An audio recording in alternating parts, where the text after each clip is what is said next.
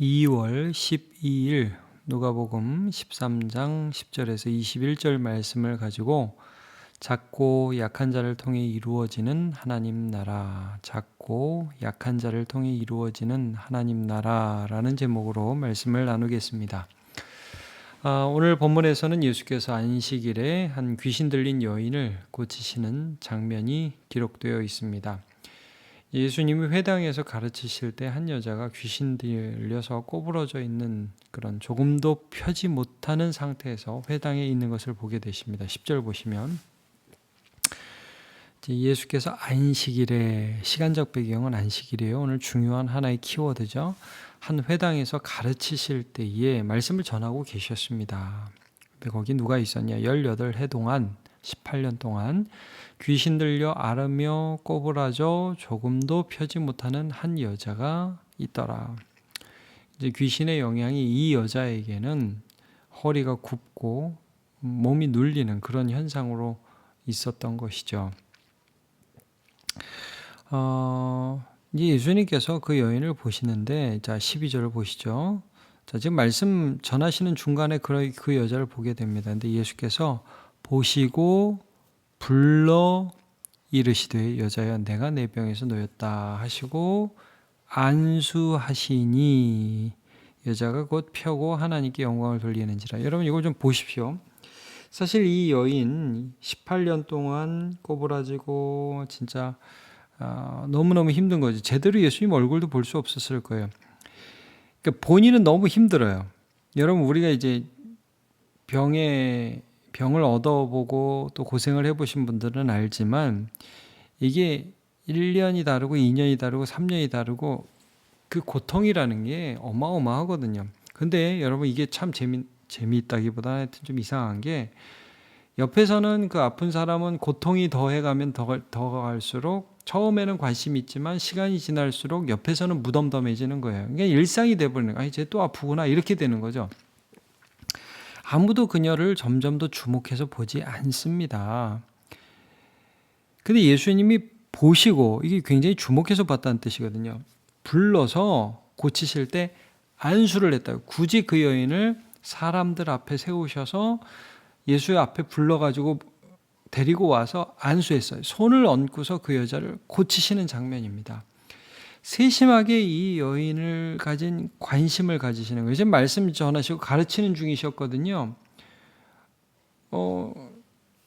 그 여인을 굉장히 중요하게 지금 다루고 계시는 그런 장면을 우리가 보게 됩니다. 그러나 이 예수님이 이렇게 여인을 고치시자 이 여인에게 대부분의 사람이 관심이 없었다는 것을 증명하는 모습이 그 다음 본문에 나옵니다. 14절 보시면 회당장이요. 그 회당을 대표하는 사람이 예수께서 안식일에 병 고치시는 것을 화를 냈다고요. 분을 냈어요. 무리에게 뭐라고 얘기하느냐. 예수님 들으라고 한 말이죠, 사실. 일할 날이 엿새가 있으니 그동안 와서 고침을 받을 것이요 안식일에는 하지 말 것이니라 하거늘. 안식일날 쉬어야지. 오늘 꼭 오늘 고침 받아야 돼? 엿새가 있으니까 그 중에 와서 고침을 받으면 되지. 왜 꼭 오늘이야? 이런 식으로 논리를 폈단 말이에요. 예수님이 이 말씀을 듣고서 아유, 내가 미안해. 내가 괜히 참 오늘 좀 안식일인데 내가 급해 보였어. 이러지 않으시고 그를 책망하십니다. 15절 주께서 대답하여 이르시되 외식하는 자들아 경건한 척한다 이거죠.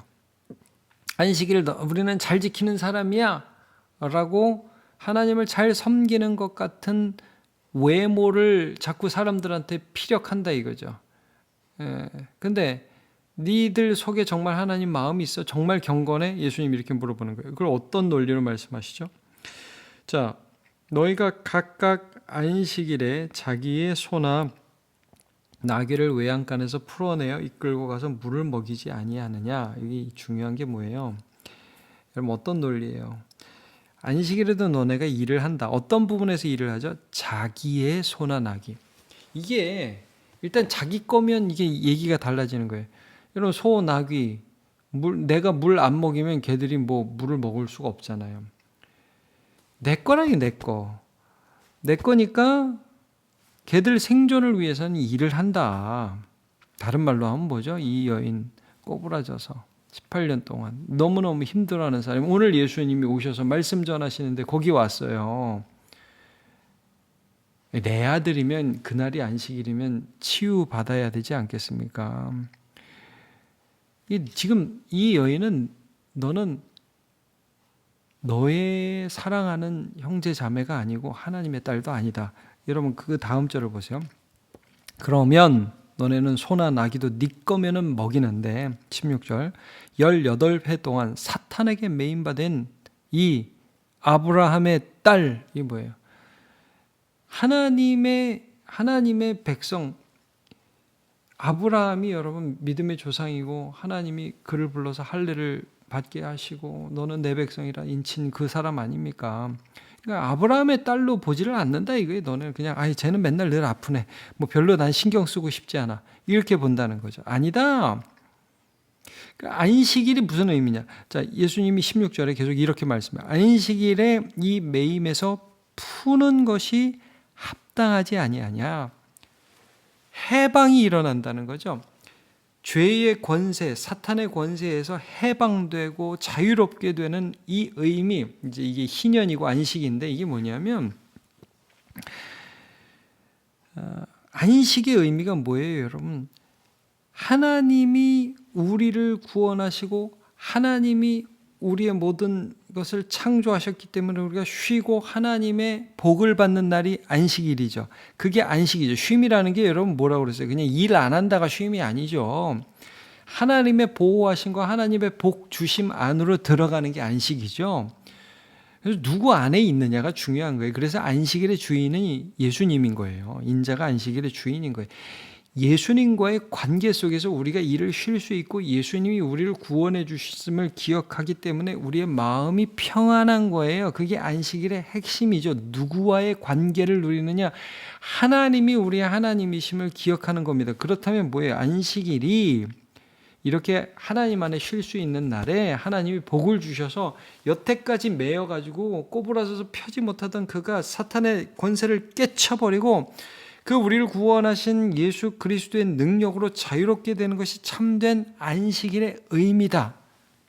여러분 마가복음 2장 27절 안식일이 사람을 위하여 있는 것이 아니요 안식일이 사람을 위하여 있는 것이요 사람이 안식일을 위하여 있는 것이 아니다. 이렇게 말씀을 하셨습니다. 여러분 많은 사람들이 경건을 어떻게 생각하냐면 나 이거 지켜. 나 이거 다른 사람 못해도 나는 뭐 이 정도는 해. 뭐 기도 헌금 뭐 이런 거. 여러분 기도 헌금 중요하지 않다는 얘기 아니라 굉장히 중요하고요. 이거 본질적으로 우리가 하나님 관계에서 굉장히 소중한 것입니다. 여러분 그러나 그것을 통해서 내가 그것을 했다가 중요한 것이 아니라 그것을 통해서 내가 어떤 은혜를 누렸느냐, 어떻게 내 안에 하나님의 뜻이 이루어졌느냐, 이게 중요한 거죠. 그냥 지켰다 해서 끝나면 안 되는 거죠. 자, 예수님께서 그래서 이 18년 동안 사단에게 매인바 되었다가 노임을 받은 이 여인을 고친 이 안식일의 사건을 하나님 나라로 설명하시는 게 18절부터 나옵니다. 21절까지죠. 자, 겨자씨 한 알, 조그만 누룩, 조금의 양의 누룩, 두 가지 소재를 가지고 비유로 말씀하십니다. 18절, 19절은 겨자씨 비유죠.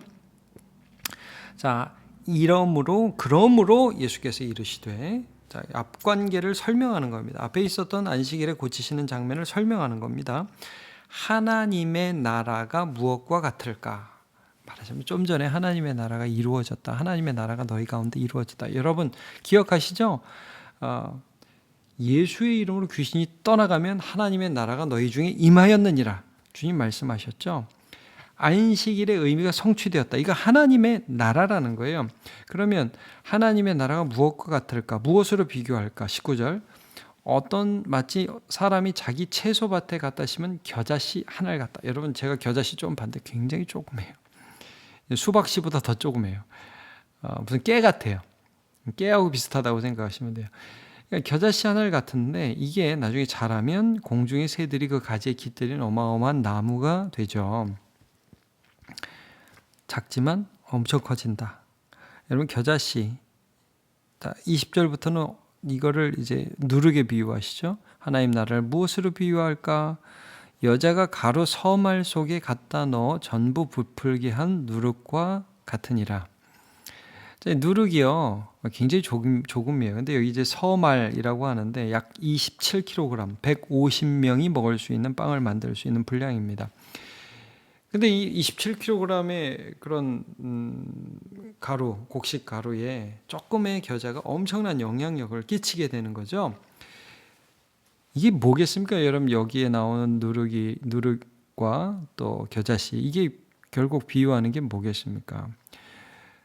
좀 전에 그 18년 동안 고생하던 그 여자, 아무도 주목하지 않은 그런 작은 자죠.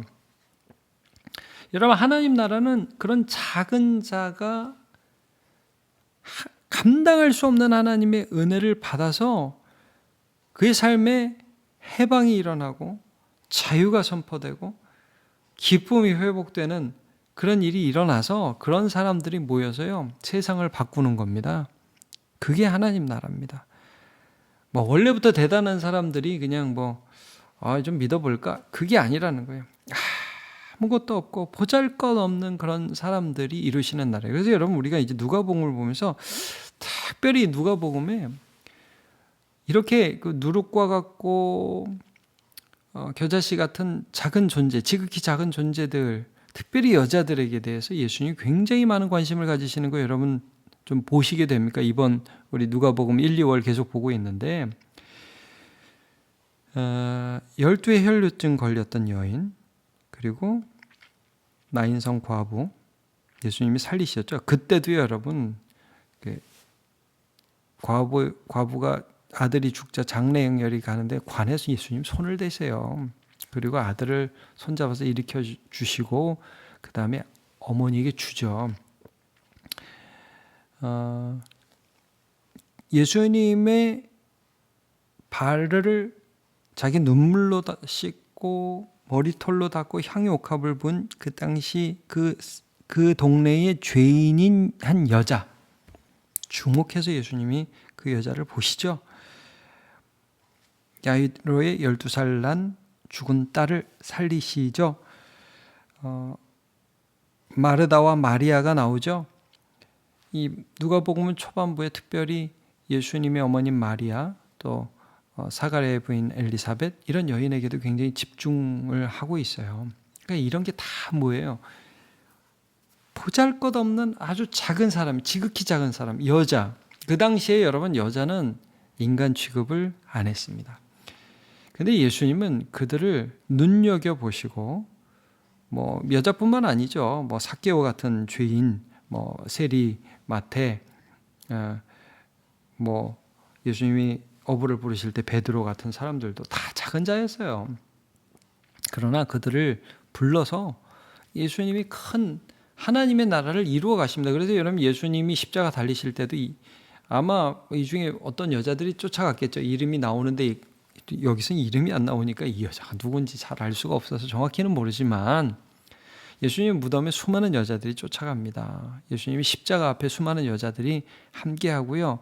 여러분, 오순절 다락방에 기도할 때 많은 여자들이 있었습니다. 이게 이런 거죠. 제가 고린도전서 1장 12절부터 26절부터 29절을 좀 읽어드리겠습니다. 형제들아, 너희를 부르심을 보라. 육체를 따라 지혜로운 자가 많지 아니하며 능한 자가 많지 아니하며 문벌 좋은 자가 많지 아니하도다. 너네 세상에서 그렇게 잘난 사람이 별로 없다.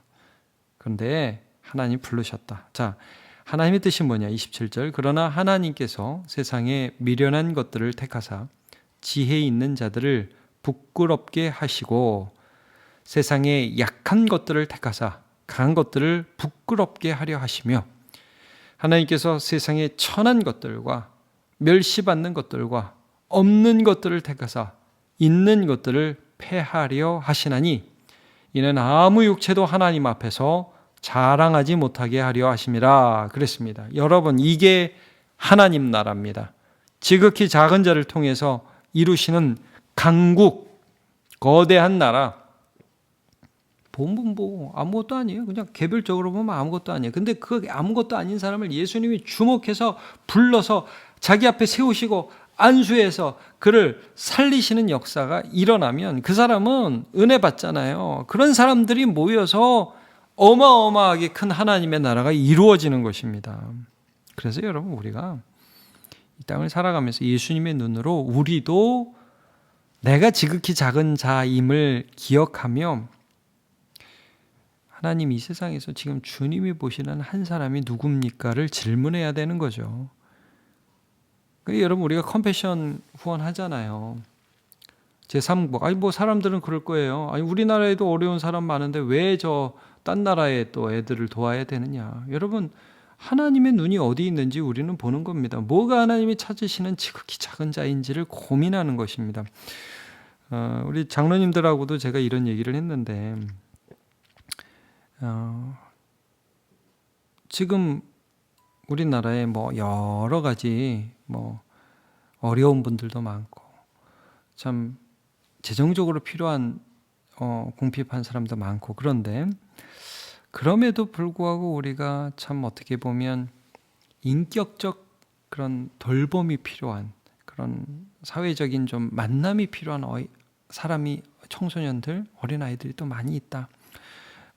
좀 그런 사역, 멘토링을 하는 사역을 하는 기관이 있어요. 러빙 핸즈라고. 좀 그런 것도 우리가 좀 할 수 있으면 좋겠다. 그런 나눔을 좀 했어요. 준비를 하려고 그래요. 그러니까 그냥 돈만 던져주는 게 아니라 한 사람을 보는 거예요. 지극히 작은 자. 이 아이가 커서 나중에 어떻게 될까? 하나님이 이 사람을 어떻게 사용하실까? 사람들은 주목해서 보지 않지만 우리가 주목해서 보기를 바라는 거죠. 그렇게 해서 언젠가 하나님이 이 사람들을 통해서 이루어 주실 거대한 나라를 보는 거예요. 여러분, 다니엘, 뭐 요셉, 뭐 이런 사람들 있잖아요. 그 사람들이 어렸을 때 아무것도 아니었어요. 그러나 하나님은 그들을 보셨어요. 다윗, 뭐 그냥 말제, 아무것도 아니었어요. 근데 하나님은 그들을 보셨어요. 나 여호와는 사람은 외모를 보지만 나는 중심을 보신다 하시면서 그에게 기름을 부어서 어린 다윗을 이스라엘 왕으로 세우실 것을 이미 말씀하셨죠. 여러분, 이겁니다. 하나님의 눈으로 봐야 돼요. 하나님의 나라는 그것입니다. 약한 자, 아무것도 아닌 자를 세상은 멸시하지만 하나님은 그렇게 보지 않으십니다. 그래서 여러분, 우리 자신을 약해도 참 아무것도 아니어도 부족해도 작아도 불러일으키신 그 하나님이 오늘도 이 세상에 약하고 작은 자를 통해서 하나님의 나라를 이루실 것들을 믿음으로 그 나라에 동참하는 저와 여러분 되시길 축복합니다. 기도합니다. 하나님, 감사합니다. 오늘 우리 예수께서 안식일에 마귀에게 짓눌려 고통당하던 한 여인을 고치시고 풀어내시고 자유롭게 하신 사건을 보았습니다. 하나님의 나라는 그렇게 세워집니다. 사람들이 주목하지 않는 한 사람을 하나님은 주목해서 보시고 그에게 손을 대시며 그에게 복을 주시어서 그로 하나님의 자녀가 되게 하십니다. 하나님, 오늘도 우리가 이 세상을 살아가면서 하나님의 눈으로 세상을 보고 지극히 작은 자 하나를 눈여겨볼 수 있도록 도와주시옵소서. 그리고 한 사람을 세우는 이 사역에 하나님과 함께할 수 있도록 도와주시고, 나도 작은 자고 나도 아무것도 아닌데 주님이 세워주신 것 감사하며 은혜가 있는 자로, 그래서 하나님의 동역자로 살아갈 수 있도록 은혜 내려 주옵소서. 예수님의 이름으로 기도합니다. 아멘.